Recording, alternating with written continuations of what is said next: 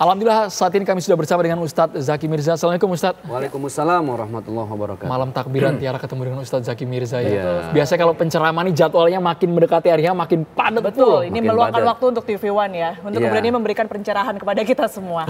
Ustadz, kita ketahui ya kalau di tahun ini kan banyak sekali yang spesial di Ramadan kali ini, di Lebaran kali ini. Kita mengetahui bahwa Indonesia juga baru melalui Pilpres kemarin, ada tahun politik begitu ya. Kemudian juga ada fenomena war takjil yang kemudian ini jadi seru-seruan gitu ya. Terus ada lagi bermacam-macam, ada motif-motif yang kemudian jadi hits gitu ya. Nah ini kita menyikapinya atau Ustadz sendiri meresponnya seperti apa sih? Ya alhamdulillah ya, bulan Ramadan ini karena mungkin lepas dari COVID, terus orang lebih kreatif lagi gitu loh. Hal-hal yang awalnya mungkin kita dibedakan oleh banyak friksi, pilpres, perbedaan partai dan lain sebagainya. Tadi yang Mbak bilang kita disatukan dengan takjil, alhamdulillah sampai saudara kita yang nonis pun kan jam 2 siang udah mulai gerilya. Itu saat kita lagi meregang nyawa loh saat itu sebenarnya kan. Tapi alhamdulillah diuji di jam itu ya. Di jam itu gitu. Bahkan saya sama anak termasuk korban nih yang kehabisan takjil. Kebagian si risol, cuman yang pinggangnya patah Bang. Gitu. Udah agak coa-coa gitu Ustaz. Gitu. Ya inilah indahnya Ramadan ya. Bahkan Ramadan sekarang udah bisa dinikmati oleh saudara kita non muslim. Bahkan ada teman saya yang 2 malam berturut-turut saya lihat di status WhatsApp-nya kok di taraweh. Kenapa saya tanya, lu kenapa taraweh? Gabut aja katanya di rumah. Bentar Ustaz. Jangan-jangan bentar lagi mualaf itu. Kayaknya mau login deh dia. Mau login ya bentar lagi. Nah inilah kelebihan bulan Ramadan. Bulan Ramadan ini kan bulan yang sangat spesial ya. Bulan di mana segala sesuatu dipercepat tuh oleh Allah. Diperbanyak, dipercepat. Yang berbuat kebaikan, apapun kebaikannya Allah lipat gandakan pahalanya. Dipercepat lagi tuh pahala kebaikannya. Yang punya dosa Allah percepat dihapusnya. Jadi ini betul-betul dibilang syahrut tarbiyah atau bulan pendidikan.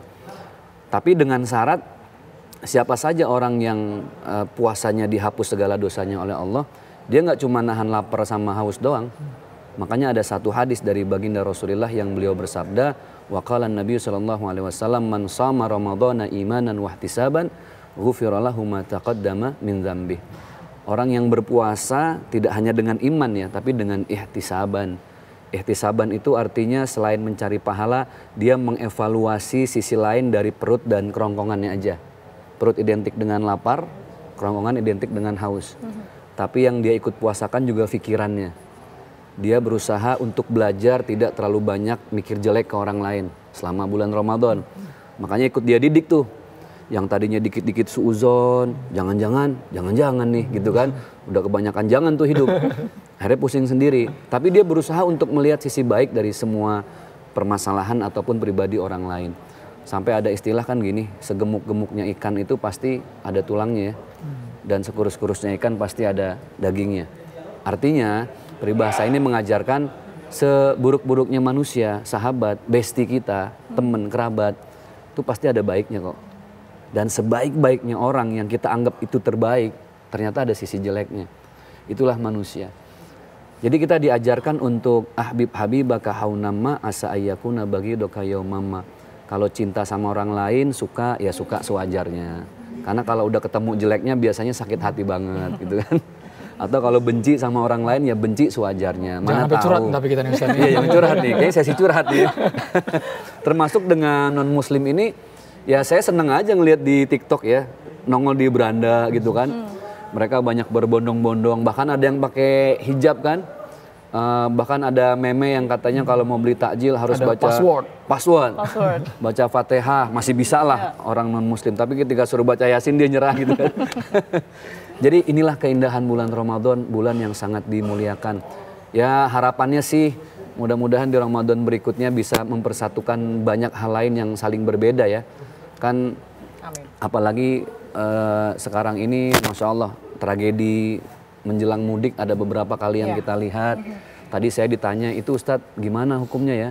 Lagi pulang kampung tiba-tiba kena musibah. Saya bilang orang yang keluar rumah dengan niat baik, ini kan niat baik loh. Silaturahim, mudik, ketemu keluarga, bahkan sampai bawa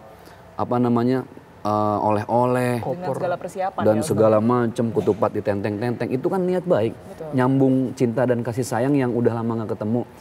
Maka siapapun seorang muslim yang keluar rumah dengan niat baik, kemudian dia meninggal, fahuwa fisabilillah. Maka dia lagi di jalan Allah tuh. Masya Allah. Makanya kita doain mudah-mudahan yang wafat dalam tragedi tersebut diterima amal baiknya, diampuni dosa-dosanya. Dan pelajaran buat kita, artinya memang ya mudik itu bukan hanya sekedar persiapan apa oleh-oleh yang kita bawa, tapi juga persiapan secara kesehatan mobil, kesehatan fisik, kenyamanan dan lain sebagainya gitu. Itu dia Ustadz, jadi di Ramadan yang sekarang mungkin bukan hanya mereka yang pulang kampung ya Tiara, Ustadz Zaki, tapi juga banyak juga yang berpulang di ujung-ujung Ramadan ini Ustadz ya. Hikmah yang bisa kita petik seperti apa Ustadz? Karena tadi pagi juga ada komika yang meninggal dunia di usia yang sangat muda. Sangat muda. Artinya hunus tentang umur Ustadz ya. Kapanpun, siapapun bisa dipanggil dalam waktu yang tidak disangka-sangka kan Ustadz. Sebenarnya ya itulah mudik yang paling hakiki. Mudik yang paling sejati. Mudik kepada Sang Pencipta ya. Adapun mudik yang dilakukan banyak saudara kita pulang kampung ke daerah masing-masing, itu kan pelajaran bahwa setiap manusia secara fitrah dia ingin pulang ke kampung. Ketemu sama orang tua, rindu, kangen, ingin berbagi kebahagiaan. Sebenarnya ini pelajaran berharga bahwa kita pun suatu saat mau tidak mau akan mudik. Seperti saudara kita komika almarhum Babe Cabita, itulah mudik yang paling sejati gitu loh. Kalau orang mudik sekarang aja kita lihat berbondong-bondong kan sampai di Merak itu 14 jam ya. Betul. 14 jam semua dibawa, dibela-belain gitu. Bahkan sampai saya lihat di TikTok, mohon maaf ada yang bela-belain beli emas gitu kan. Bela-belain bawa handphone baru. Tapi ketika pulang akhirnya pusing sama pinjol kan gitu. Nah ini artinya memang orang bela-belain untuk pulang ke kampung masing-masing. Segala bekal dia bawa. Pertanyaannya adalah saat nanti setiap kita mudik ke kampung yang paling sejati, kampung akhirat, kira-kira persiapan apa yang udah kita bawa gitu kan. Tentunya bukan ketupat, bukan semur. Yauma la yanfa'u malun wala banun. Saat itu kita kembali kepada Allah, mudik yang sejati. Harta nggak bisa nolong, anak laki-laki nggak bisa nolong. Ilaman atallaha biqalbin salim.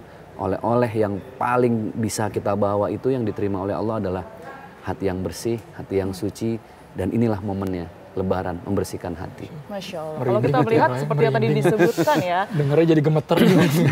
Karena belum buka kali ini. Tremor jadinya ya. Tremor. Jadi kalau misalnya melihat kondisi yang tadi sudah disebutkan oleh Ustadz Zaki begitu ya, ada yang kemudian ini memaksakan apapun diusahakan agar bisa pulang kampung. Mungkin niatnya baik, tetapi ternyata kondisinya tidak demikian begitu. Jadi sebenarnya mudik pulang ke kampung halaman ini dianjurkan tidak sih kalau kondisinya seperti itu ya? Sebenarnya ketika berlebihan nggak ada salahnya kita ngebahagiain orang lain gitu loh. Tapi membahagiakan orang lain itu ketika dipaksakan sehingga dia menjadi lilin, menerangi orang tapi ngorbanin diri sendiri, bisa jadi malah dosa ya. Karena akhirnya mau tidak mau harus mengalahkan kebutuhan yang lebih wajib. Bisa jadi sebenarnya dia saat itu punya hutang loh yang harus dibayar. Harusnya dibayar, harusnya didahulukan, karena mudik jadi nambah hutang kan. Nah itu yang malah tidak boleh. Apa pelajarannya buat semua saudaraku di Indonesia dari Sabang sampai Merauke? Ada satu makalah yang begitu indah. Laisal id bilibasin jadid. Jadi hakikat Idul Fitri itu bukan dengan hanya baju yang baru. Walakinnal id liman ta'atuhu tazid. Hakikat Idul Fitri itu adalah ketika ketakwaan kita baru, bertambah, di restart, refresh gitu loh. Kalau handphone udah versi terbaru, di-upgrade bahkan di-upgrade. Kalau perlu ganti handphone gitu kan. Ketika iman itu terbaru, itulah hakikat Idul Fitri. Jadi maksud saya berbahagialah ketika pulang kampung, tapi akhlaknya lebih baik. Terus perilakunya lebih baik. Lisannya yang mungkin sebelum dulu merantau, wah kata-katanya masih kasar gitu ya. Kasar Nah gitu kasar. Pokoknya dia udah minal julitin, wal kepoin, wal nyinyirin lah ini karakternya. Tapi pas pulang, berubah. Itulah hakikat Idul Fitri. Merubah diri seseorang menjadi lebih baik. Tapi memang Ustadz sekarang beda era, beda cara Ustadz ya. Kebaikan bisa dengan mudah kita temukan dengan hanya scroll scroll media sosial. Scroll media sosial. Tapi sebaliknya Ustadz, dosa itu bisa datang tanpa kita cari di media sosial, di jagat maya. Bagaimana kita menyikapinya agar kita bisa mempertahankan keimanan kita setelah menjalani puasa Ramadan. Sesaat lagi Ustadz, kita akan kembali di Indonesia Bertakbir. Pemirsa, tetaplah bersama kami.